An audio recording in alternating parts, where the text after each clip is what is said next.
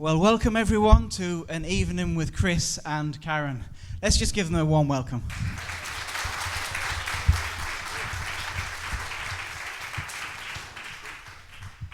This is the third evening withs that we've done as a church, and I've really enjoyed each and every one. It's great just to get to know people more, to hear their story, and to hear what God's done in their life. So, really grateful you guys have agreed to do this. Do you know what? I think between us we've got a combined sort of years of about 50 years on stage, and I've never been nervous in my life, but this is actually quite nerve-wracking. As it's quite bare bones and all, I suppose, isn't it? So, yeah. But thanks for having us. Thanks. And thanks for you guys for coming out. You know, we promised there was going to be Domino's pizzas, but we lied to you. So, we just wanted to get you here, to be honest. So, thanks for coming. Biscuits. Well, let's start way back. Okay. Tell me what kind of child you were, Chris. What, that? But actually, disruptive. No, I'm only joking. So, do you know, okay, up until when I was a normal kid, my family, I come from, I've got quite a big family. We had quite a big family myself. I'm one of the middle sons. There was five boys and a daughter. So I've got 4 brothers and a sister, and I was one of the middle ones. I think we have a picture of you at that age as well. Which one? I'm not the ginger one, just in case you... Which one are you, Chris? Yeah. You've got to be the one on the right.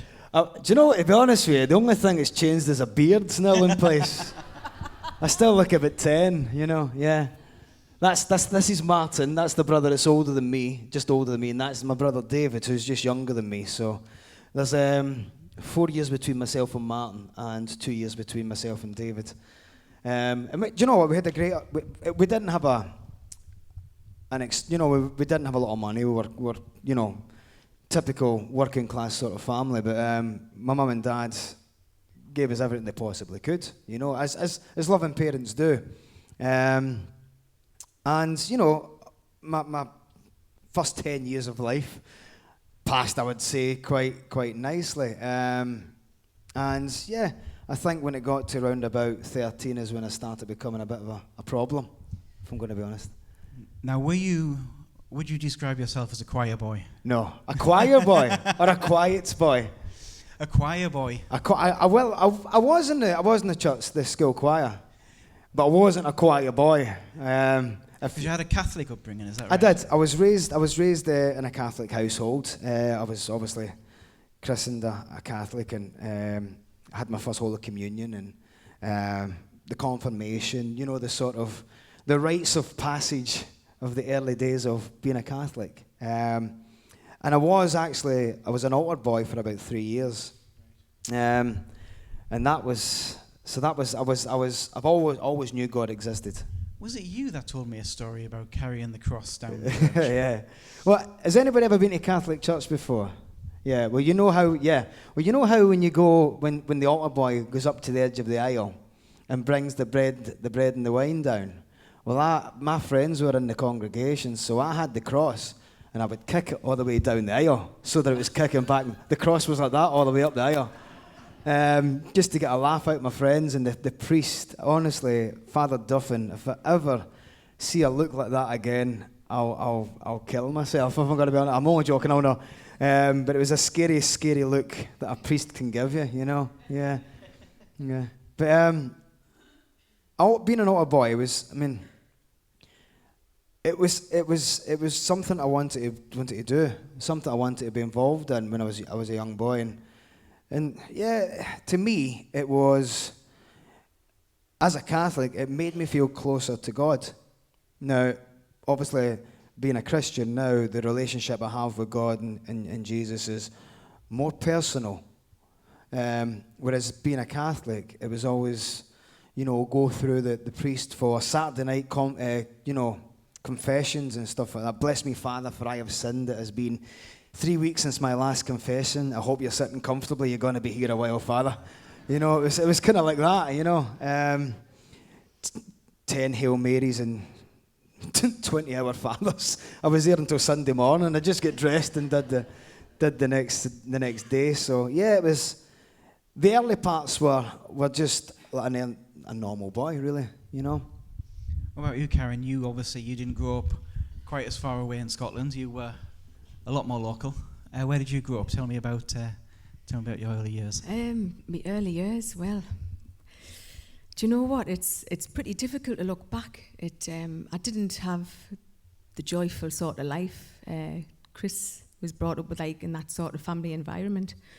But I was brought up by my mum. She was a one parent, you know, and there was 4 brothers. So there was just me and 4 brothers. But see, even at the age of 3, because my brother got killed,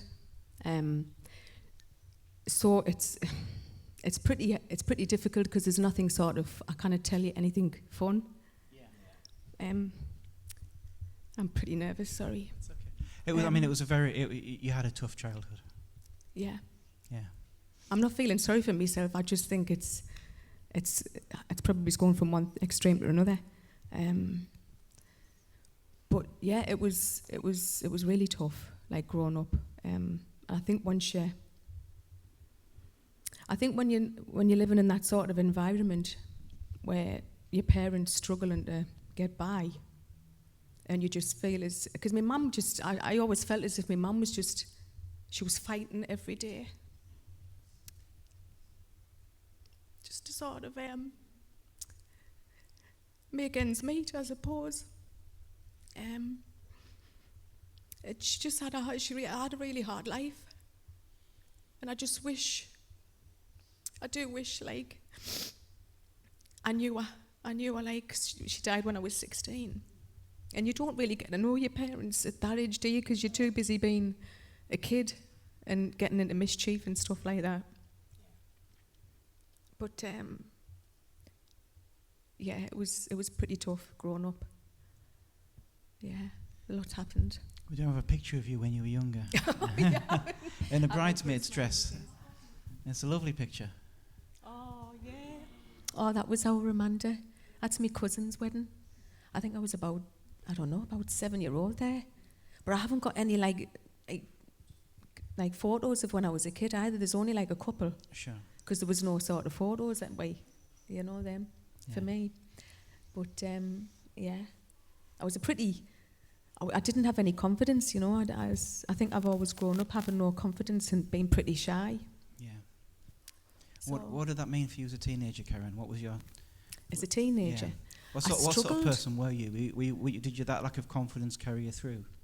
Yeah, well, I had to pretend.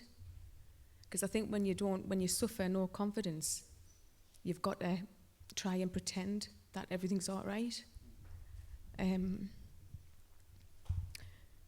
you just sort of, I think, when you haven't got that confidence, like, because Chris is quite confident, he carries it well, and, you know, he's pretty all right. So... He can carry himself, you know, but I think when you struggle and when you haven't had that sort of upbringing of strength and confidence and nurture and things like that, and the best, you struggle. I think you do struggle through your whole life with that in some form, in some shape or form. But yeah, I was a troubled kid. I was like really rebellious. I wanted to do my thing. Growing up, my mum was always sort of, you know, giving us a clip here and there, trying to sort us out. But yeah, it was pretty difficult. Went through a lot. I think of it things. toughened you up, didn't it? Your early years kind of got to when you got to about 13, 14, you started becoming a bit more sort of headstrong in the sense that you wouldn't let him take, you know, take the mickey. Yeah, you know? I did. I found it hard to let anybody take control, if you know what I mean. Just to sort of, I was a little bit of a fighter, or I would be at school and I wouldn't take any sort of like crap. So I know I need to find other words, don't I? I do. But yeah, it was tough. Yeah. What about you, Chris? When you got a little older? Okay. Why? when I finished, obviously when I was telling you about, I was an altar boy at the age of, it was roughly from about 9 till about 12. And I would go to I would go to church religiously, but that seems to be the thing, doesn't it? I would go to church every Sunday morning, and I think the last time that I did go to church, and that was, to me, it was a defining moment in my early years. I went into the church in the morning to do a normal 10 o'clock service, and in the back was myself, the other 3 altar boys, the priest, Father Duffin, and some of the congregation as well. And me being quite inquisitive, because I was at a point where I was wanting to understand more about God, you know. And I remember it was something I'd learned at school, I had heard at school, about the Romans, us being Roman Catholics, and at the time, the story came up about the Romans crucifying Jesus and stuff like that. And that to me, obviously, that's all I heard. And I thought, I'm going to ask the priest that. I'm going to ask the father if tell me more about that. Wanted to know. And I went and asked the priest. I just asked Father Duffin. And says, Father Duffin, we're Roman Catholics, aren't we? And he went, yeah, that's correct. And I went, well, wasn't it the Romans that crucified Jesus? Now, instead of him explaining to me the sort of system then and what happened at the time, he screamed at me in front of everybody and says, don't ever question your faith. Now, that to me, it broke my heart, because at that point in time, I was 12-year-old, and I was nearly brought me to tears. And that was the last time I ever went to church when I was younger, because that to me, I felt as if it shattered me. It shattered me. So after that, when I got to about 13, I started doing, as I say, it's my brothers and stuff like that. I mean, we're quite competitive. Normally when you've got as many brothers and sisters, you are quite competitive because you're a large family, so you're fighting for attention. You know, you're fighting for... Is there anybody else has a number of brothers and sisters? So you know what it's like to actually fight for attention, yeah? Yeah, that to me was a big thing. And my older brother Martin, had quite a fearsome reputation, actually. He was building a reputation in the local area as being quite a dangerous guy. And I seen the respect or the fear he was getting from other people, and to me, I wanted that. That was attractive to me as a young boy. So I started trying to do things, and I was kind of, I'll be honest, at the age of 13, I was quite driven by money. Because my mum and dad never had anything, so if I could earn money, or find money, or, come across it, in any way, shape or form, I would do. So, I was quite entrepreneurial as a young boy. And she knows this story. And it was... my older brother's going to hate me for this, but I used to find a whole pile of Sunday sport newspaper under his bed. All right? So I had as a young 13-year-old, I would go through it, and I seen that you could actually buy videos. So I ordered some videos, and I started selling them around the scheme. So I was a porn dealer at the age of 13. Because I was getting money. At the age of 13, you don't really get an understanding of what you're doing. But I was starting to get that sort of... I was being known for being able to get these sort of things. And I loved that attention. That was attention I was getting. And it kind of progressed from that to the sort of reputation my brother had. And I would get into fights all the time, and I'd start to, there was nothing at the point. I loved that sort of attention I was getting because of that, because of the name I was getting for myself, so I started becoming a different type of person that I believed would get the right respect in the local scheme, the housing estate that I was growing up in. Yeah. Just wondering, I might be way off here, but Karen, you had this confidence issue, and you'd learned to perform in a sense. And Chris, you were looking for attention, and maybe trying to find it in a better way than you were in. Yeah. I just wonder where your love of performing the music comes from. How did that come up for both of you? What about you, Karen, first? For myself, singing, I always sang as a kid, but I would hide it because I didn't want anyone to. I didn't want their attention. So, growing up, I can remember being in the seniors, and people would come over and say, "Karen, sing Fame." So, Fame, I want to live forever. So we used to sing all of that in the corner, but I can always remember being huddled right in the corner and looking just in case anybody saw. So I was always like very, But for me, singing, I think I was more pushed into it. It was, I loved to sing, but I did not want to stand on the stage and sing, because that means I would have to see people's faces, and, it's scary. So, but I started on the karaoke's when I was 21, and I used to sing Diana Ross. I love her, She's great, isn't she? When we hold on together. So I used to sing all of that, you know what I mean? But I used to have about like 5 halves of lager before I'd get up. So I'd have to be intoxicated. There's no way I could get up just dry. Because, and that was another thing as well, I had to sort of have a drink so something else could come out. Like another part of something that wasn't shy, or, I think the fun part come out, you know what I mean? Because I think when you live like your life that sort of closed, I think you tend to just, that's all you know. And when something else comes out like that, you're like, ooh, that's different, isn't it? And then you're just exploring, and then you just, so that's so I started on the karaoke's when I was 21. And from the karaoke's, it developed into you in clubs singing? Yeah, I went and then I started the clubs. And then I started getting, people were starting to come to see us. And then I started getting a good name around the club circuit. And that's when the competition started. It was hard, because you'd get like other singers competing against each other. And I'm not that type of person. If anything, I'd rather just say, look, go on, you take the glory. I'll just go, and I don't want all of that. And I didn't want all of that. And I can remember people saying, oh, well, Karen, go in for Female Vocalist of the Year and all of that. Do you know, when I look back now and I think, oh, my word, it's all about, I would say in that business, I struggled all the way through that again. That was just, like I say, you just put some sort of mask on and go on. You put your dress on and you go out there and pretend to be something that you're not.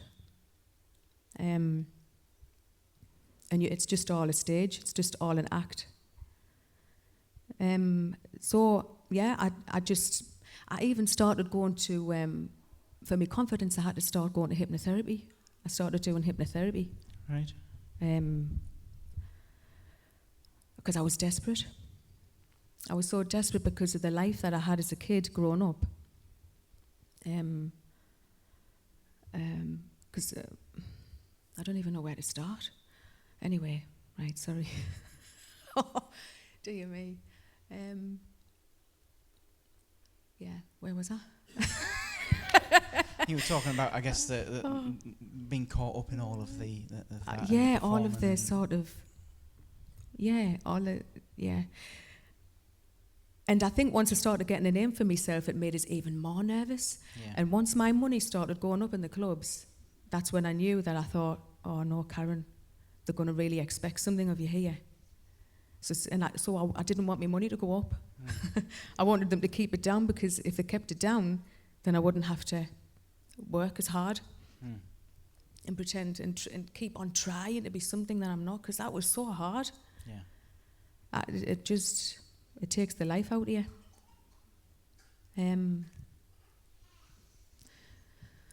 Yeah, and growing up in that, I think once I was a part of all of that, I was going around about with like other singers and things like that, and going to different agencies, and yeah, it was, yeah. And that led to something we'll get to in a moment. Yeah. Which I'm really looking forward to. But Chris, how about for you? How did you get... You were a painter and decorator. Is that right? Yes. No longer, so don't be putting orders in. I try to never tell them to that part of my life, yeah. I would happily tell you I was a 13-year-old porn dealer, but a painter and decorator, certainly not. Yeah, I mean, my thing, I mean, again, I was driven by finances. I was driven by money. So I was DJing at the age of 14. I was, doing school discos and stuff like that, along with my uncle. So that's how I kind of got into the music, wasn't it? And then I kind of progressed to being a karaoke presenter, which again, money goes up. And then it just kind of progressed. And my mum was always kind of, go on, son, do it for mummy. You know what I mean? So she always kind of pushed us into the sort of where I ended up at this moment in time, with regards to singing in clubs and stuff. But whereas Karen was a bit worried about money, I was asking him to put it up. I was going to be honest. I want more money, So it did get to a point where, again, attention. It's all about attention. I mean, I normally when I'm giving my testimony, I always talk about the name that we get this world. When you're born, you're registered by your parents, so you're given a name. You don't choose it, you're given it. And you grow up as that person, that title. I'm Martin Small's brother, or I'm Alex Small's son, or Isabel's son, that sort of thing. And it's that sort of attention that you try to strive for. As Karen says, she started trying to be... She didn't like being told what to do. She didn't like being told how to be. And I suppose we were kind of similar in that respect. But I wanted my own identity, something that I would make for myself, So getting into music and stuff like that, I loved music. Music was always playing in the house. Anybody remember when you had to listen to the top 40 on a Sunday, and you had to try and stop recording just before the guy spoke? Anybody remember that? Young'uns don't experience that now, No, they just download it from Spotify or something like that. But so there was always music in the house. My older brothers loved Madness and Bad Manners, and my other brother liked Gloria Estefan, but we didn't hold that against him. It was diverse in our house. But there was always music. My mum and dad's, Cliff Richards and Roy Orbison and stuff. So again, music all the time. So I think music was always an element of my upbringing, and it was just a case of enjoying that sort of career that ended up being forged. So you're both, very different people at this point. Living hundreds of miles away from each other, but both have a love of singing and of music. And I guess that brings us to how you met. I think we'll do this. We'll show it, and then we'll talk about it. I think that's probably the right way around. Chris and Karen both featured in one of the very early reality music talent shows. This was before X Factor, wasn't it? Was this before Pop Idol? This was way before X Factor, Pop Idol. It was a mix between Stars in Your Eyes and New Faces. So it was in BBC One 20 years ago. I look about 12. We look young, don't we? Don't believe that, would you? But so... And you both made it to the final. Yeah. So I think it'd be really good to look at the clips of you guys in the final. I'll tell you what, who would you like to see first? That was pretty decisive. Let's play Karen's clip first. One voice.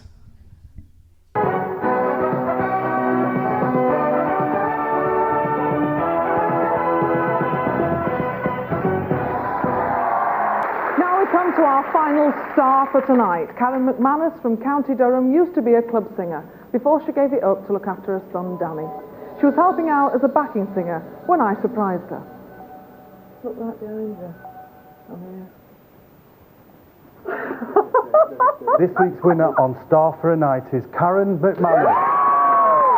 I just couldn't believe it. I just sat there while I had my hands in my head, and I was just scared to bits. I thought, I don't believe this, like, 'cause you just don't think that you're going to win, really, do you? I'm gonna be strong, let you go along. Well, when I watched the show, the amazing bit for me was watching our Danny like sing along with us. Yeah, it was great. He didn't like it, like. Look at me mouth quivering, Mum. Well, the panel were great the last time. With an amazing voice, like I haven't heard in a long time. And Mark from Another Level, he like said a few things. The hairs on my arm were up. It was just very breathtaking performance. Some of my friends were taking the mickey out my dress. I thought, when I actually seen myself on the telly, I thought I looked like a plum. Just looked like a round plum.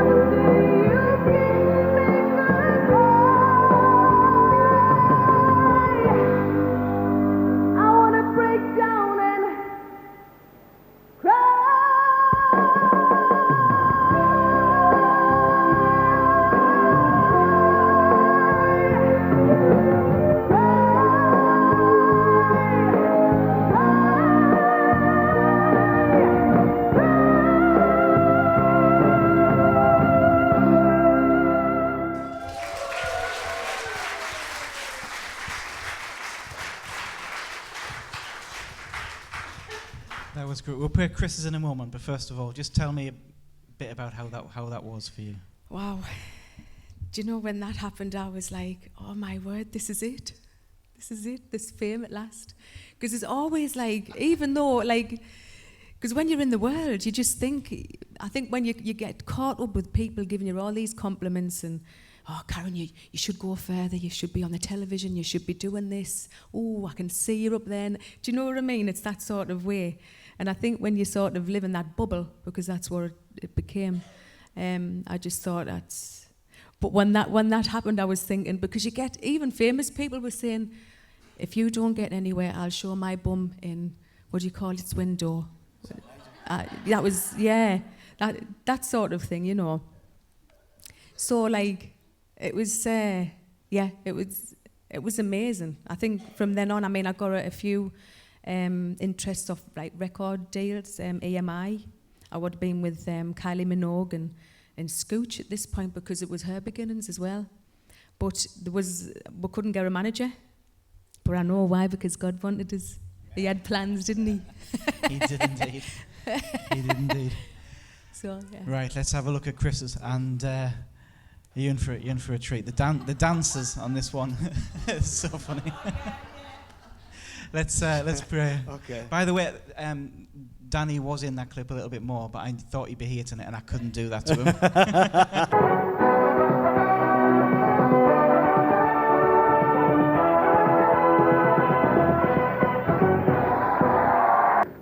Star number 7 is Chris Small. He's a painter and decorator from Scotland.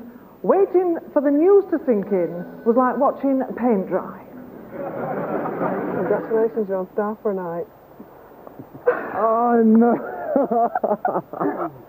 You're on Star for a night. Congratulations. This week's winner on Star for a Night is Chris Small. I put my head down and started laughing. It was a weird feeling. It was absolutely weird. My dad started crying, and I've never seen my dad crying. For the next couple of weeks, he was getting sick. As a painter and decorator. Now, I'm a local celebrity. Tonight, I'll be more excited. It's just going to be absolutely magnificent. I'm singing for myself, my family, my friends, and my country, Scotland.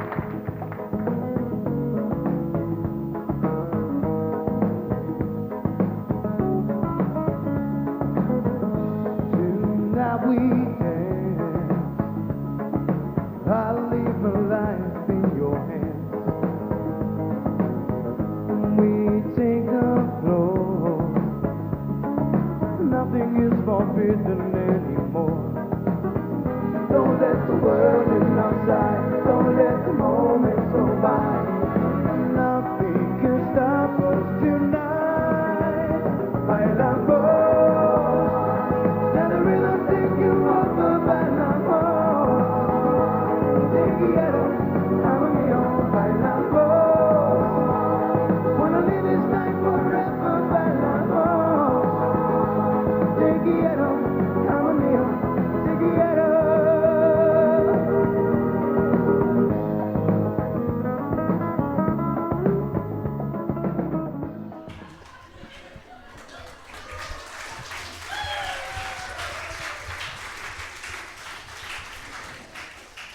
Yeah. If nothing else, that made my night. Brilliant. Okay. How was that experience for you, Chris? Do you know what? It was the run up to it. See the auditions and going down for the rehearsals. He actually wanted me to do all these sort of things with my hips, and that just wasn't going to happen. So I says, no, I tell you what, he tried to get me to do all these different dance moves and dance along with the dancers, and no. The way I dance, I mean, I'm probably better now, but the way I danced then was as if the bolts had fell out my hips and my bum had fell off. So it was kind of disjointed dancing, wasn't it? But in the process, do you know what? Going down there, going to London, because it was the first time I'd been to London as well, so it was massive for me. When I won the heat, and then obviously come down to the final. I will be honest, I went down there thinking, yeah, this is it. This is an opportunity to be something, to do something, and this isn't me being gushy, but my whole perspective changed of the show when I got down there, because I couldn't stop thinking of Karen. Do you know what I mean? I enjoyed spending time with you. We were inseparable in the final. For the week running up to the final, and where the beginning of the week started as, I'm going to beat you all, it got to the point where I don't really care, because I've met somebody that's just, gave me a new life perspective, you know what I mean? So it changed a lot, but the experience, as Karen says, I wasn't a Christian then, but when you look back on your life's path, you just love how the Lord has a hand on different areas of your life. The times when he was there for you. And that, I believe, that show was God's work. I really do. Yeah, because you didn't win. I beat her. But you did win each other. Yeah. And there's a wonderful newspaper headline that came out. Can you put up the headline? With the two of them in. There we go. It's a horrible headline. We were TV losers. But our love is a winner. Talent show flop leads to romance. Well, let's be honest with you. That's clearly the Sun, by the way, isn't it? To be honest, it says flop, so I'm only assuming it was Karen, if I'm going to go. Oh my God. But I just want to say as well, like when I went into that show, see, I was in relationship with our Danny's dad, but it was in and out, so it was just a bit all over. And when I met Chris in the show, it was like I loved being with him. I loved his company. I never met anybody like him. Well, it wasn't a romantic thing. It was a friendship thing, It was wasn't like a friendship, because when I looked, because Chris was not my type. I would never. Drop the bomb. Because, he wasn't. I would never ever have at that point. So it just goes to show, because I never knew that a relationship could grow without you fancying somebody initially. Do you know what I mean? Yeah. So it's weird how that happened, because you've got to have some sort of sexual... I always had that sexual attraction to somebody first before I would even go and kiss them, So I'm trying desperately not to look at Chris right now. Yeah, I know. Why? But yeah, it was weird, because we just loved each other's company. It was just good fun. I mean, don't get me wrong, we met a lot of good people on that show. Some who actually went on. Jessica Garlick, who represented Britain in Eurovision. She was on the show. Petronella, a guy called... What was his name again? Tabby Callahan. Jessica Garlick. I was watching through that clip today trying to find those, and I came across that. I've heard of that name somewhere Yeah, before. That's a yeah. strange name. You don't forget that. Jessica Garlick, yeah, she was the Welsh entry. But also, would you call her again? Stephanie Dooley, who's married to Darren Day as well. There's a picture, like a group photo with a few people you met Yeah, on that. Is yeah. that- That's it. Well, that's Tabby Callahan there. He was on X Factor. Sharon Osbourne, them they watch X Factor. And Sharon Osbourne absolutely loved him. He's from Ireland. He was one of the Irish lot. Over here was Nikki Evans. She was on X Factor as well. She did really well, and then she ended up just leaving herself, didn't she? And then, obviously, you've got Brad Pitt in the middle. You've got Karen. And you've got Karen's brother, Tom. So that was the night of the final. That was the after show party. So, yeah.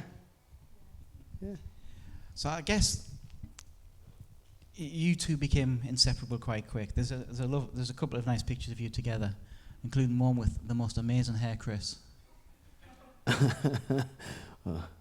No, that's not the amazing hair. That's a lovely picture. Fantastic. Let's see the amazing hair. Oh, there it is. Look at that. See, I had Gary Barlow's hair before he had it. Yeah, that was my bleached. Because at the time, I'd joined a duo, hadn't I? And we were potentially going to be signing up to a couple of labels. At the time, our manager was a guy called Billy Russell. Now, that was a gig that I had to honour just after the show up in a golf club. And Karen travelled up to spend the weekend with us, didn't you? Just to, so it was lovely. It was nice. And when did you know that you were going to be together?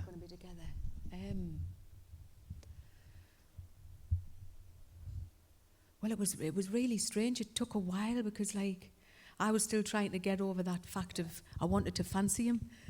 I know it sounds. I'm sorry, it sounds Chris. I'm strange, sorry. doesn't I'm it? going to stop digging on this It one. does sound strange. No, but we've spoke about this so many times. So. Stop trying. I know. 18 years of effort comes in end. Yeah. But you know what? I fell in love with his mind. I loved his mind. I did. I loved his mind. I loved how quick he was. I loved how creative he was. I loved how he could just joke. I loved the way he made us feel. I loved just when he would speak to us, and it was just everything. And I think the more I got to be around him, and because to me I'd never met anyone like him, but I never wanted him out of my life. But I didn't know how it would work at the same time, But it just did. I think the more we just kept in touch, it just grew, didn't it? It just sort of grew, and it was. It was. Do you know what? I always remember the first time. We'd obviously been in each other's lives for about a month, 2 months. 2 months, and I was doing a gig in the Hilton Hotel in Glasgow. Do you remember? And you come up, and I love this part because we were sitting in the bar, and before we went up to do, it was a Childline event, in the Hilton, and that was the first time she told me she loved me. She said it first. I won. But no, remember that in the Hilton Hotel. She actually had that blue dress on. That was that blue dress, and I wore a kilt. See that one? As you do. And it was a wonderful, so she had that. I mean, how beautiful is that? I mean, look at her, isn't she beautiful? But can I say, I never ever show my knees, right? Because I haven't got very nice knees. Yeah. But they look all right there, don't they? They don't look too bad. It's because the focus is on my hair and forehead. Yeah. I looked like Casper, the friendly ghost, with a red shirt on. Yeah. I tried to colour correct that picture. I know. Photoshop doesn't exist. It wasn't having it. No. So, what you've experienced so far with being on TV, the music world opening up, could for many be the biggest thing that happened in their life. But the biggest thing in your life is still to come. Karen, we'll start with you because it happened to you first. Yeah. How did you find God, Karen? How did I find the Lord? Wow. Do you know what? Through the years of being a child and growing up into teenage and into a young woman, I suffered from a lot of things. I suffered parts of like sexual abuse. I tried to commit suicide from the age of 14. I just always wanted to kill myself because, you know. Troubled teenage years, always fighting. As soon as I got into my 20s, I started taking the drugs. Started smoking a lot of marijuana. Taking whiz and E's and mushrooms and everything. Because I thought that's how you would be, and it took everything, it took the pain away, I suppose. Took the pain away of whatever. And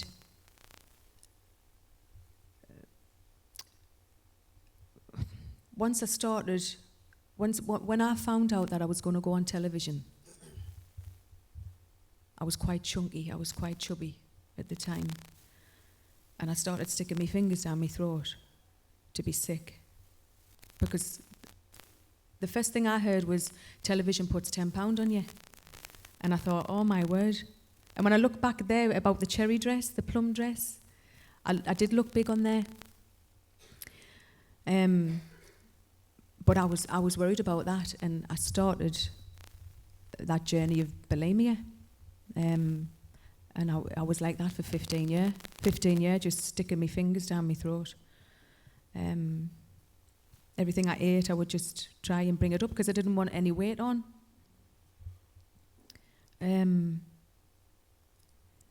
that was hard because sometimes I would have to push my voice because it would create a lot of infections. You know, I'd start losing me hair, my teeth would start to chip away, and just even my bowels weren't working right because I was bringing up what I was supposed to, you know. But it wasn't. I only look at that now, but going through it, I just saw the weight coming off, and I just loved it because I was getting slimmer. But I also know taking drugs as well. It gives you a massive high. But you've still got to come down and face reality. You've still got to go back to your same life. And I suffered a lot of depression, and I didn't even know it. Because I think when you're going through your whole life, living that sort of way, you don't know you're going through depression until somebody points it out. So I went to counselling. Like I said, I did hypnotherapy to try and get over things, to help us move forward in my life. And the singing was just probably the first initial breakout for me. But there was a time, it was when what happened, it's weird, because when I was with Chris, when I started being with Chris for the first couple of years, I was so happy. But what happened was, it got to the point where, because I was that content, I started looking back at the past from like everything. And once I started focusing on that was it. My mind just took over my life, really, and I would just become really depressed, didn't I? I would lock myself in the bedroom for like days and just cry, and I would sort of think on how I could have revenge on people. I was so angry all the time. I was really angry, a really angry kid, and I didn't care. I just lost care for everything. Where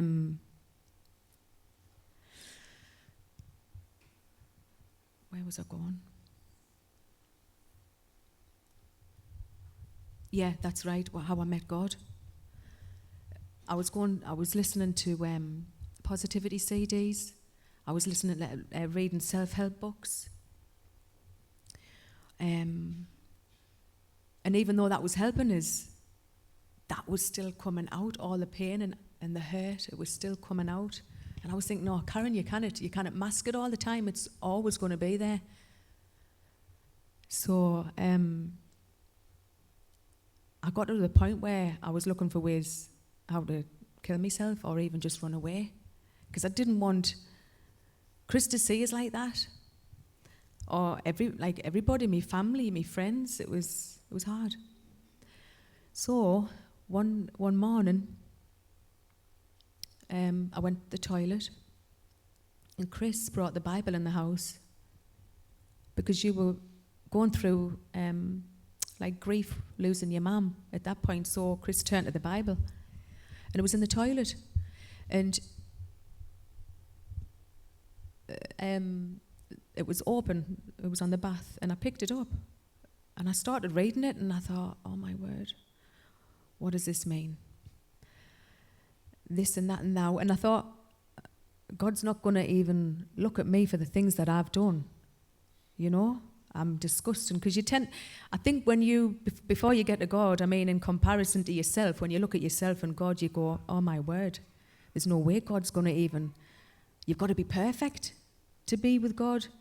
He's not even going to love, he's not going to like me. So that's how I felt. So anyway, the next 3 days, I kept going in and out on the mornings. And I opened the Bible again, and it went to Psalms. And I just started reading, and I took it in bed, took the Bible into bed with us. And you were asleep. And I started really, really crying.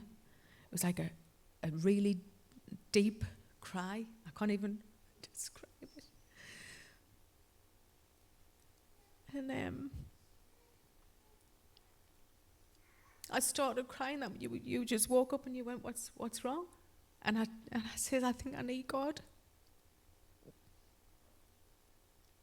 And Chris says that we'll go to church. We'll try and get some Bible studies, and I thought, I says, I don't want to go to church. I'll not fit in. Because my thoughts at church was like just really religious people and like very like stiff and they don't move and things like that. I just felt like they didn't dare be. So I thought I'll not fit in there. But I wanted God. So I think the week I was upstairs and you shouted downstairs. You went, "Karen, look what's come through the door." This little piece of paper, and it said Bible studies at Pete Lee Mission, 7:00 Wednesday night. And you said, "That's no coincidence, that's God." That's what you said, didn't you? And I was like, "What? God's alive?"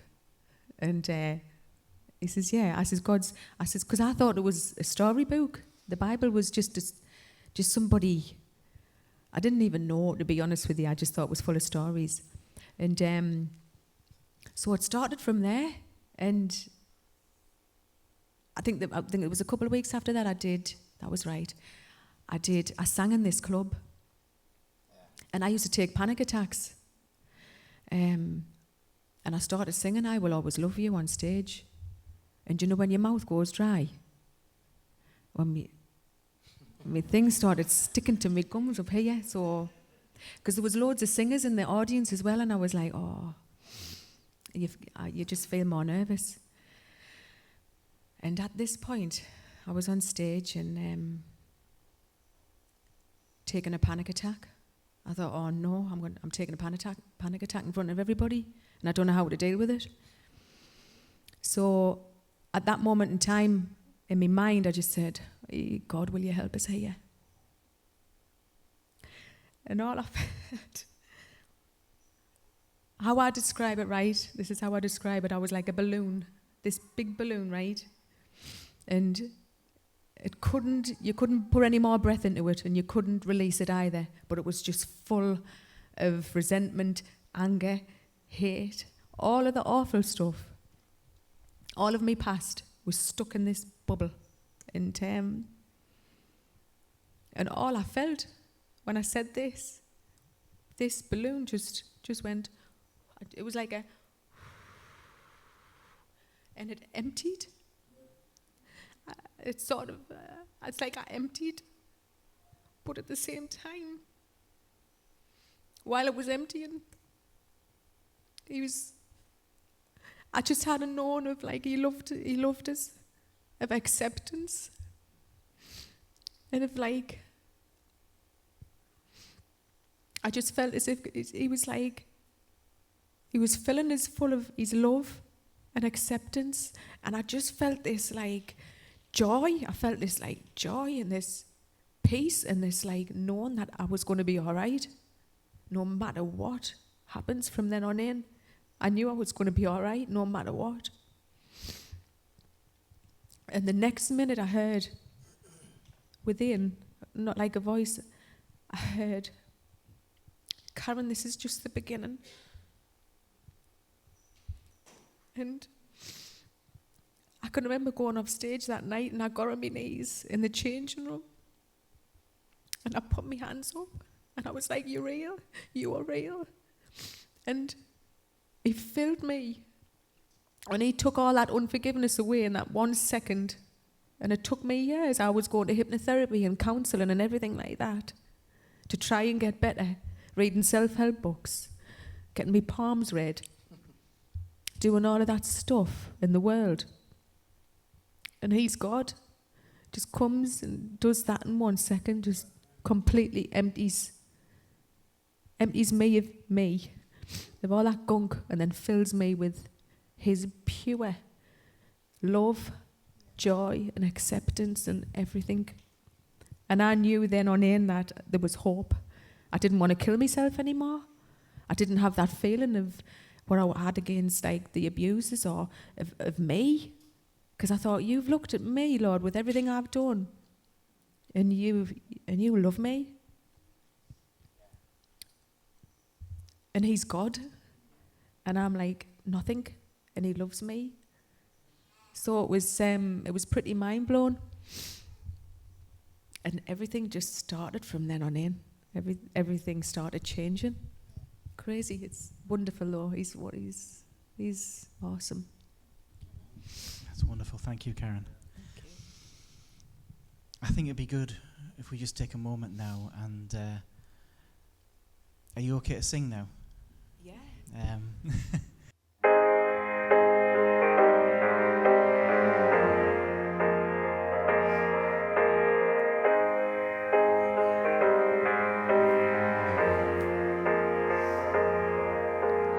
Foolish heart, looks like we're here again. Same old game of plastic smile, won't let anybody in. Hiding my heartache, will this glass house break? How much will they take before I'm end? Do I let it show? Does anybody know? But you see the real me, hiding in my skin, broken from within, unveil me completely. I'm loosening my grasp. There's no need to mask my frailty, 'cause you see the real me.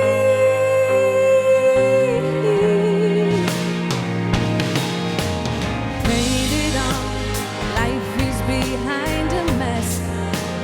Self-inflicted circus clown, tired of this song and dance. Living a charade, always on parade. What a mess I've made of my existence. But you love me even now, but still I see you somehow. But you see the real me, hiding in my skin, broken from within, unveil me completely. I'm loosening my grasp. There's no need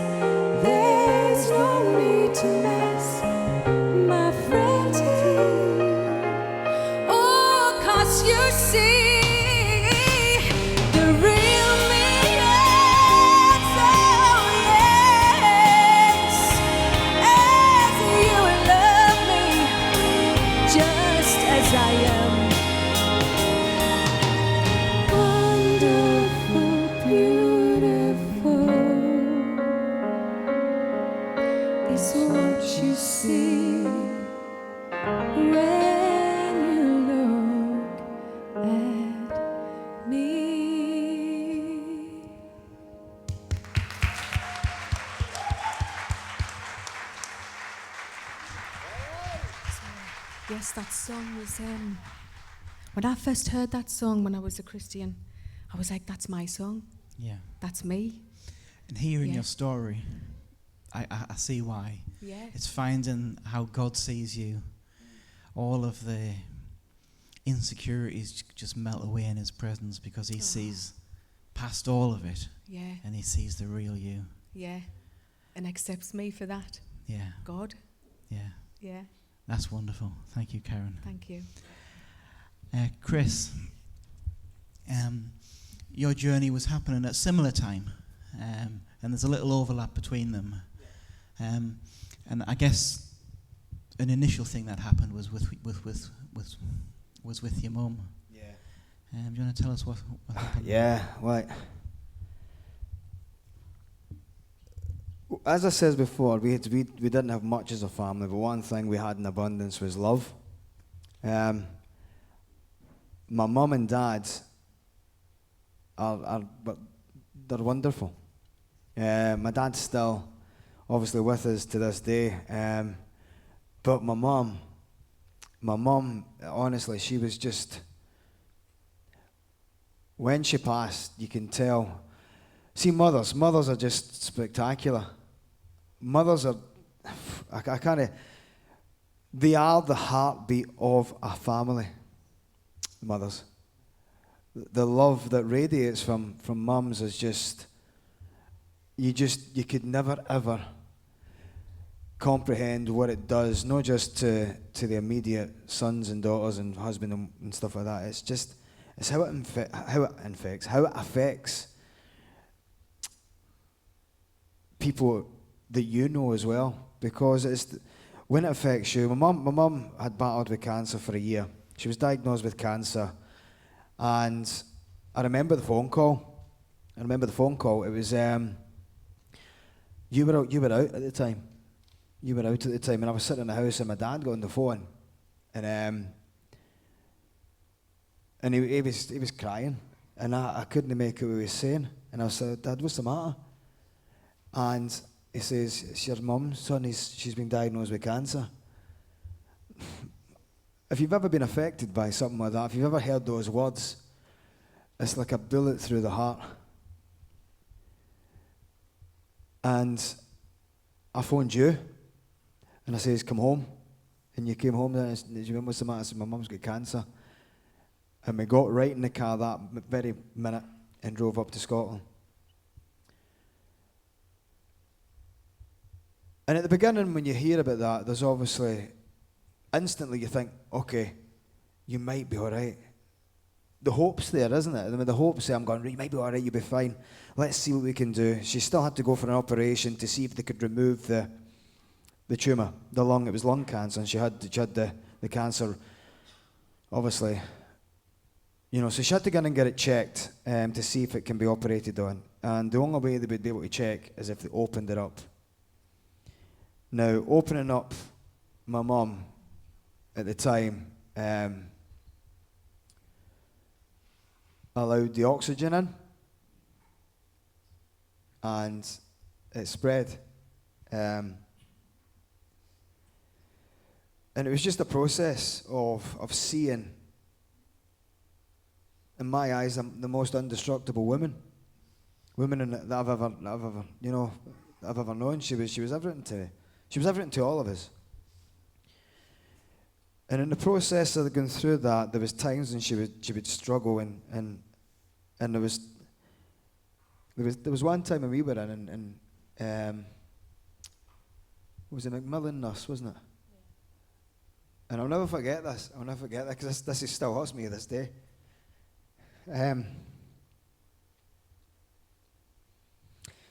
He asked her what does she want? What does she? And in her eyes, she looked at me. This is the sort of woman she was. She looked at me and says, "I'm sorry," and turned to the Macmillan nurse and says, "I just want to live." And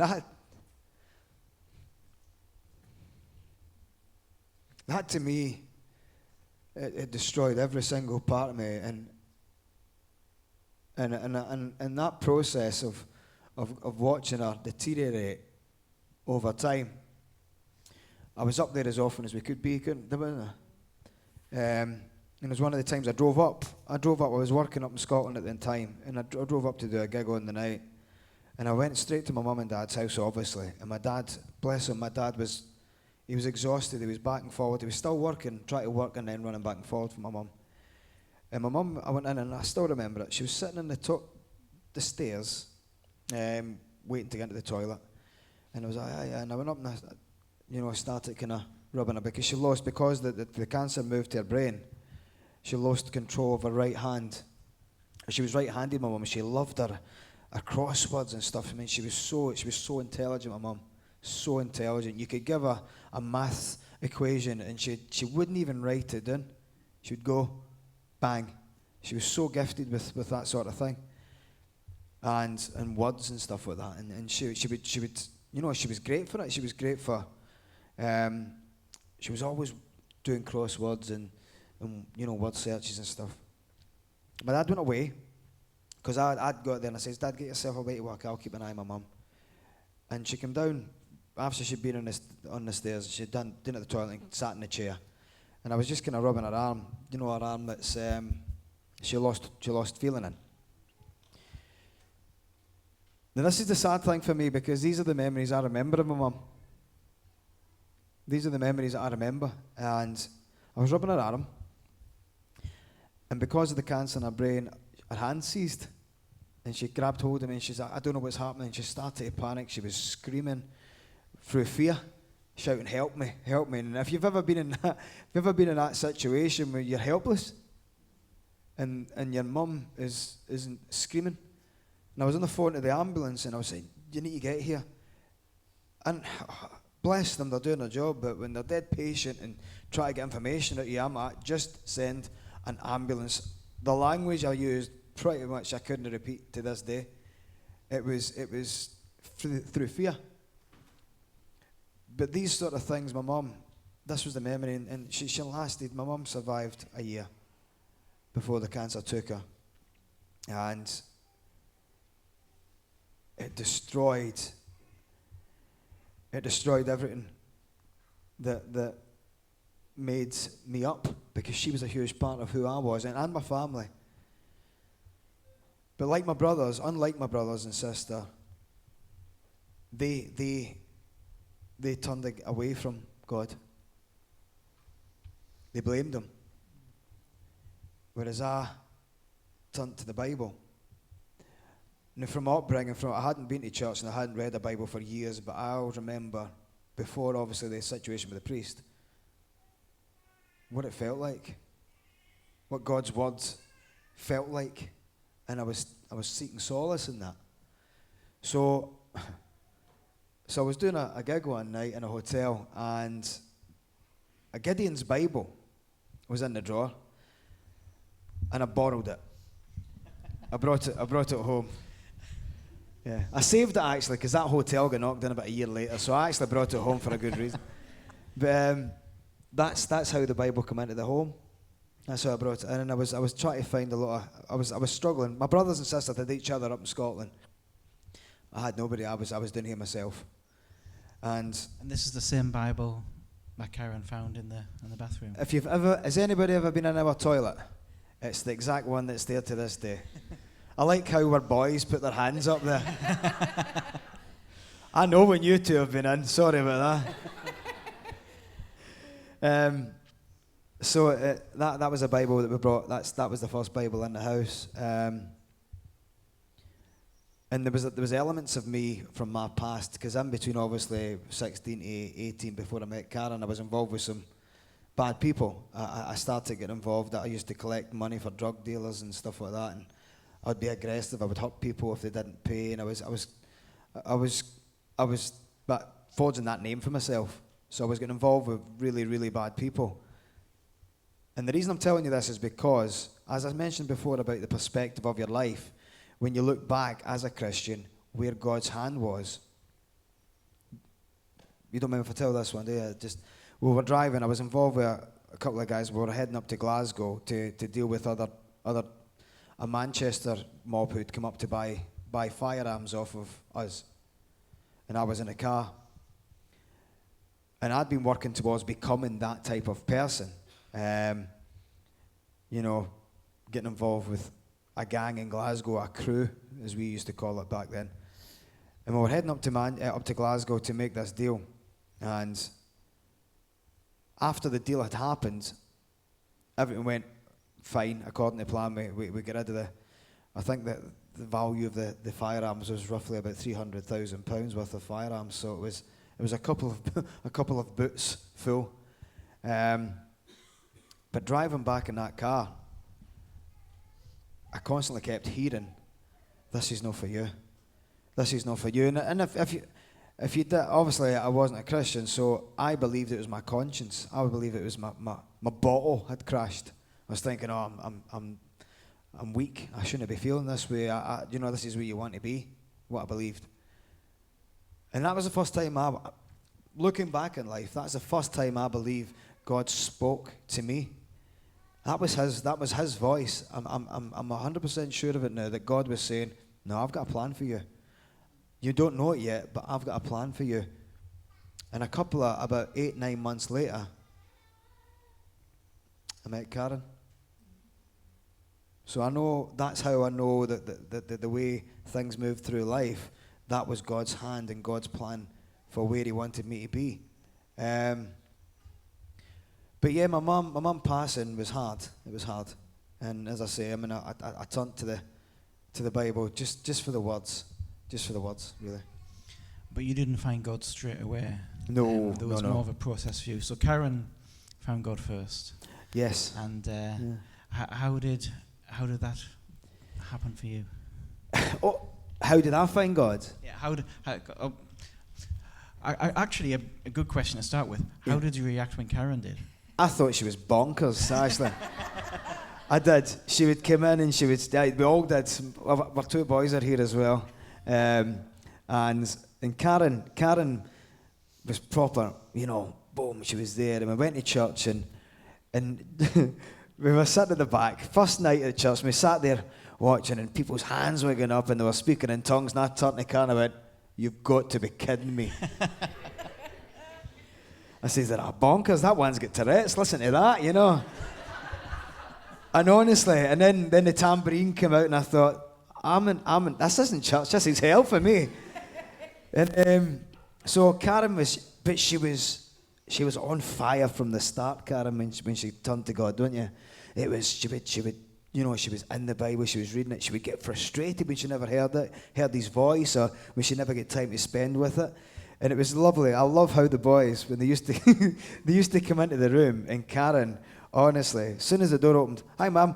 Hiya, guess what?" And then she would talking about Jesus, and you start to see the two boys practically moonwalking out the living room. And it was brilliant. And it was when she started talking about God, wasn't it, and Jesus here, everybody was like, here we go again, she's at it again.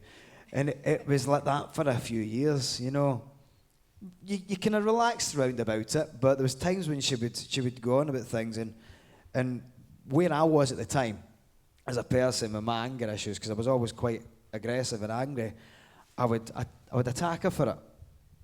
But that was just Him going through me to get to the daughter of the Lord at the time. So this was a couple of years. Yeah. Past. Yeah. So Karen was a Christian for about 2.5 years, 3 years, weren't you? Yeah, before the three of you came together, didn't you? It was, you were baptised on the same day. The same day, 4 years ago in August. On the same. Myself, on the same day. Danny, and Christopher were baptised on the same day. Wow, there's a nice family picture we've got. Yeah. Of the four of you. There we go. So how old were the lads here? That was only about... This doesn't look that long ago, That wasn't that long ago, was it? Yeah. Obviously, I've juiced since then, and I'm a lot thinner than that picture portrays.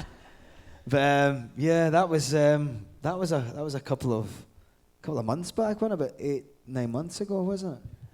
But yeah. Christopher's 20, and Danny's 27 coming up. Next month, yeah. Yeah. So. Wow. So yous have been through it as well, haven't yous? Like, do you know what I used to do as well? I used to put the Bible on the table, or just like other books and that, and I used to open them, and I used to think, they might see it there, and I would place it. And then I would put Joyce Meyer on. I'd be like, listen to this. Honestly. It was, you know, the only way to describe Karen's sort of My little ways. ways of doing things, it was like the borrowers had became religious, you know. I just Things wanted would them just to appear. know. There, you know. You get that excited though when Yeah. you have Christ. You just think, you need to have him. Yeah. That's so fun. Oh, you were aggressive. I'll give you that much. So we have a praying wife here Yeah. and a disgruntled husband, That's a good way of putting it. Disgruntled. Yeah. which is a common thing Yeah. that a lot of couples go through. I believed in God.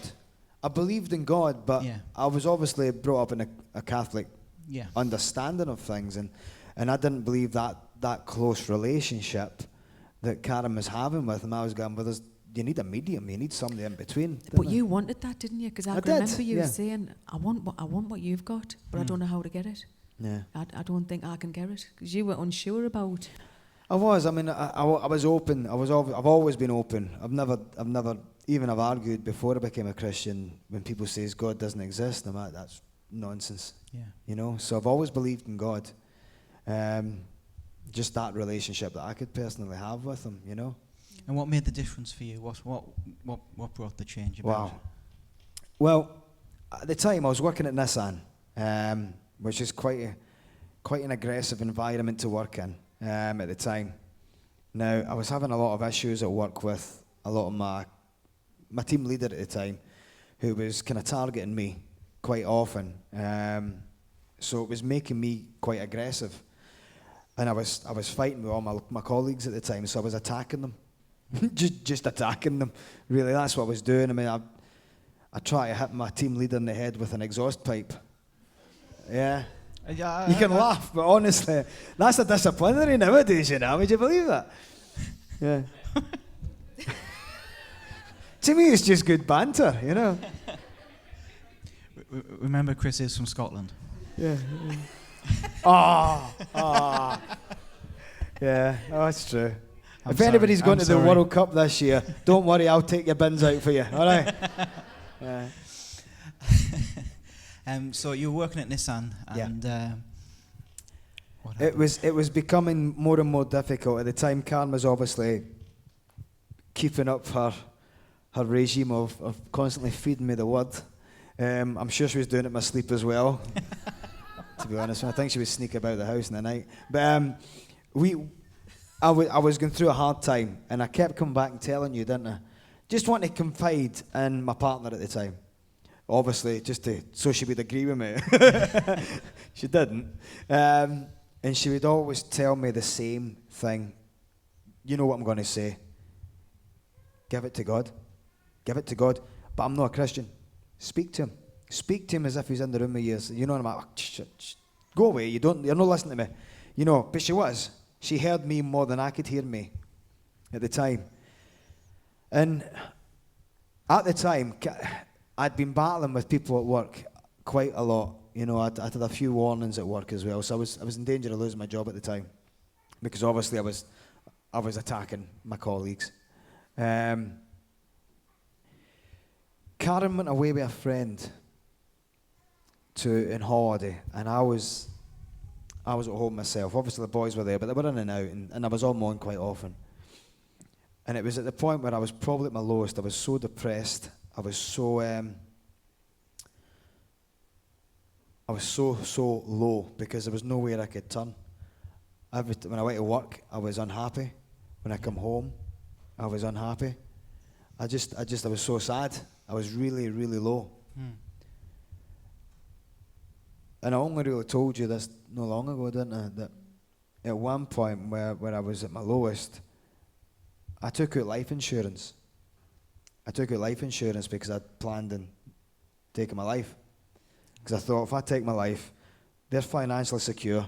And that's what mattered to me as a father and a partner. I wanted to make sure they were all right. But I knew my temper and my anger was making their lives hell. And I hated that, because I loved them more than anything. Yeah. After God, of course, after the Lord, of course. But to me, at the time, because I wasn't a Christian, they were everything to me. Yeah. Everything. So I was thinking, I'm making them unhappy. I'm unhappy. I've got nowhere to go. I lost my mother. I've got nothing here. I'm just sick. And I considered taking my life. And Cam was away on holiday at the time, and I was on my bedroom, in my bedroom myself, just crying to myself. And in my heart, something just told me, get in touch with no, I tell you what happened before it, sorry. What happened before it was, I was in this and I'd just been fighting with one of my colleagues. as you do. I'd just been fighting with one of my colleagues. I'd been sent up to the back to work, which was the kitting area. So you had to put all the parts into sequential boxes that would join the line. So I was throwing alternators into this plastic box and just making a real racket. And I was working out there myself, and nobody would come near me. So because of the way I was acting, so I was working out there myself. And as audible as I'm speaking to you right now, I heard in my head. Well, I heard the voice, just a voice saying, "Fisher of men." Do you remember when I told you that? Fisher of men. And I turned around thinking somebody was taking the mickey. So I turned around to have a fight again. I was ready for fighting because I thought, what are you talking about, fisher of men? What, you try to say I smell like a fish? You know, that's the sort of place I was at. I was ready for, I was ready to grapple, and I turned around and started kind of working again and started smashing expensive. Has anybody got this on? So sorry. Because a good chance there's parts that are not going to work. We are recording this as well. Sorry.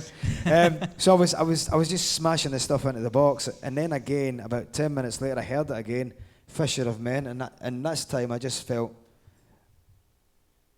it was weird. I felt weird. And when I come back to you, I'd done my shift, I finished my shift, and I come into you, didn't I? And I says, I kept hearing the voice tonight. She went, "What did it say?" I says, "Fisher of men," and she went. And I went, "Oh no, this must mean that then." But it stuck with me. I didn't give my life then, obviously, but it stuck with me, and I was thinking, and it's how he plants a seed in you. It's how he plants a seed in you. How the Lord is so subtle and loving, and he just gives you what you can handle at that point in time. His timing's so perfect. And I love that about him. I love his timing. But going back to obviously when Cam went away on holiday, I was at home because obviously I was working, so I couldn't go away. And that's the point where I was at my lowest. And that time, instead of the choice I made was, do I take my life or do I? And I had that in my head, my heart. Somebody says, "Give Joseph a phone." That's what I felt in my heart. And Joseph's a friend of ours. He's from Cameroon, but he lives in Manchester. He's a pastor, And at the time, he was the one I had to phone. So I phoned him, and I just says, "Joseph, I need help. I need help." And he asked me what was happening. I told him, and he says, "Well, you know what I'm going to say. You need God. You need to give your life to Christ." Yeah. And on my bedroom floor, over the phone to Joseph, I gave my life to God. You said the prayer.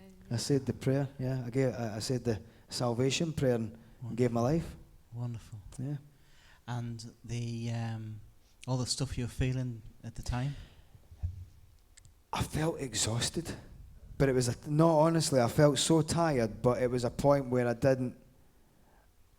wasn't angry. It took my anger away. I was crying. Yeah. I was crying. And obviously Karen had the different sort of where she didn't feel as if she deserved it. I mean, in all honesty, none of us deserve his grace. Sure. Yeah. It's only through deserve salvation. It's only through his grace and mercy that we are saved. Yeah. Because of Jesus. Jesus died for me, and he would have died for me. And that's what I loved to start with. It was that understanding and that mind-blowing sort of understanding that regardless if it was just me in this world, he would have did that for me so that I'd go to heaven. Yeah. And that just man, it just blows my mind. It still does to this day. It still does to this day. And everything changed at the cross for you. At the cross. At that cross was where it all... It was the realization it's not about No. what you can do. It's not about your earthly works. It never is. It's about just knowing that Jesus is the Son of God and Jesus came to this earth to die for just me. Yeah. At that cross. That's wonderful. Thank you, Chris. Thank you. Chris is going to sing a song just before we wrap up. And this song, it speaks for itself. There's a place where mercy reigns and never dies. There's a place where streams of grace flow deep and wide,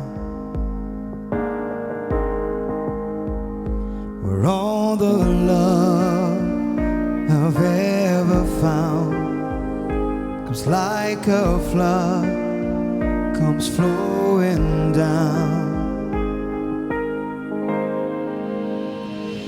At the cross, I surrender my life. I'm in awe of you, I'm in awe of you, where your love ran red and my sin washed white. I owe all to you, I owe all to you, Jesus.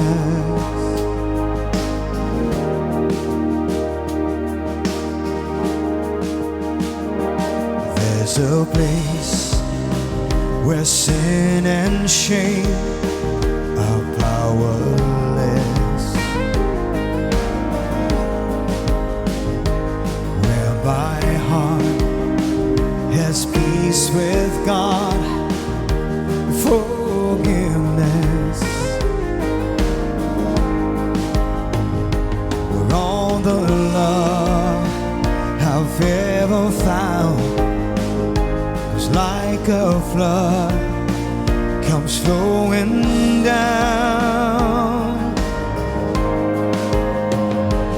At the cross, I surrender my life. I'm in awe of you, I'm in awe of you, where your love ran red and my sin washed white. I owe all to you, I owe all to you. Here my hope is found, here on holy ground. Here I bow down, here I bow down. Here arms open wide, here you saved my life. Here I bow down, here I bow. At the cross, I surrender my life. I'm in awe of you, I'm in awe of you, where your love ran red and my sin washed white. I owe all to you, I owe all to you, I owe all to you, I owe all to you, Jesus. Amen. Well, that song really says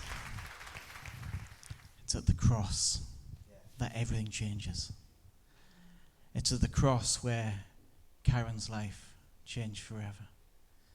It's at the cross where she realized he sees the real her. That he sees through the pain, he sees through the heartache, and he loves the person. And he died for the person. It's where Chris realized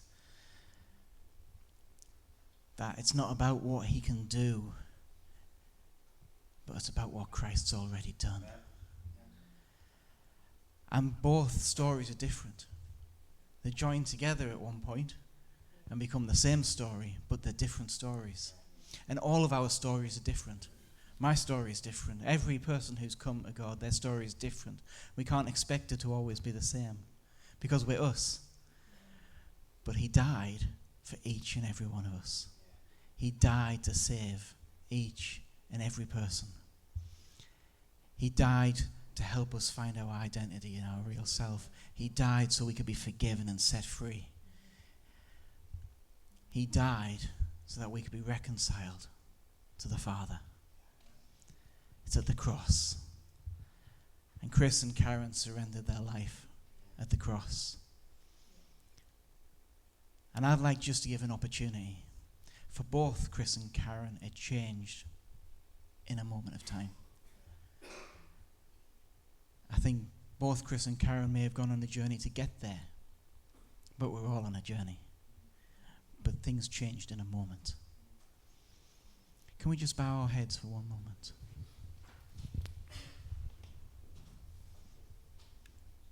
Lord, I thank you that, Lord, at the cross, you gave your life so that we could be set free from the hurt. We could be set free from our ambition. We could be set free from our sin. That, Lord, every wrong thing we ever did, Lord, you paid the price. You paid the price. And I just want to give an opportunity while our heads are bowed. If there's anyone in here who's never made that decision, and that's what it is. It's not a response we're looking for. It's a decision.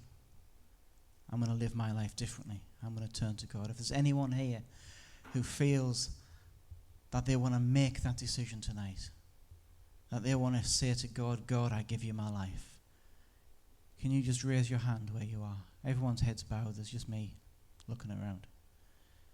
Is there anyone here tonight who'd like to make that decision?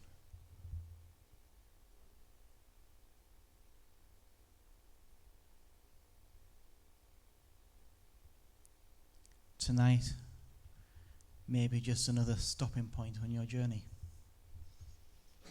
For both Chris and Karen, there was points on the journey where God was reaching out.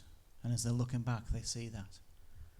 It's my prayer that for you tonight is one of those points that when you look back in years to come, you'll sense the presence of God on your life. Lord, I thank you for every person in this place. Lord, I thank you that you love them so much, that you died for them. Lord, help us live for you. Amen. Amen. Let's thank Chris and Karen.